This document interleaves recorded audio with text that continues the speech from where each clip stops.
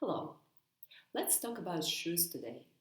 And what do we need to look for when we go shoe shopping in order to get ourselves a pair of proper shoes? In my previous video, we talked about foot anatomy, its actions, and importance of movement.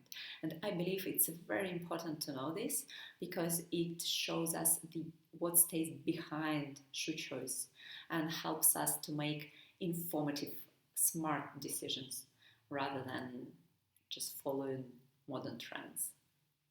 So, getting back to shoes, if we want our feet to be functional and therefore healthy, we want to move it, we want to exercise it, we want to challenge it rather than just brace it, cushion it, and restrict it. Having this in mind, let's define the main properties of shoes, of ideal shoes. Number one is flexibility. We want our shoes to serve more like a protection rather than restriction.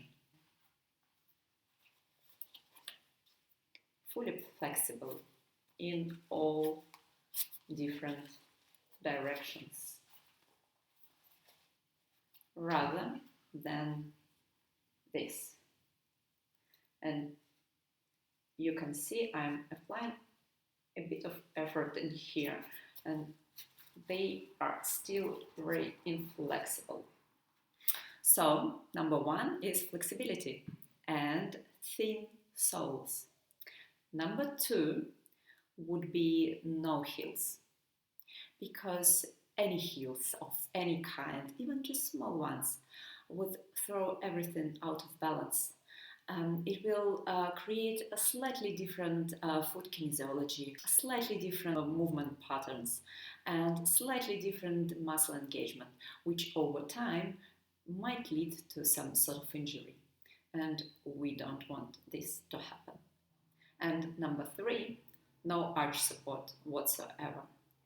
Because if we want to maintain the arches of our feet, we need to move it, to use it, otherwise we will just lose it. And again, we don't want this.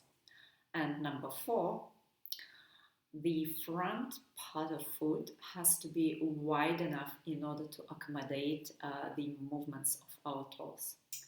So, all in all, we have flexible shoes with thin soles, no cushions whatsoever, no heels, no arch support, and wide front part of shoes. I'm very interested in your insights and what you think about this. In my next videos, we'll talk about different shoes, different brands in more details. And I hope it was helpful. Stay healthy. Bye.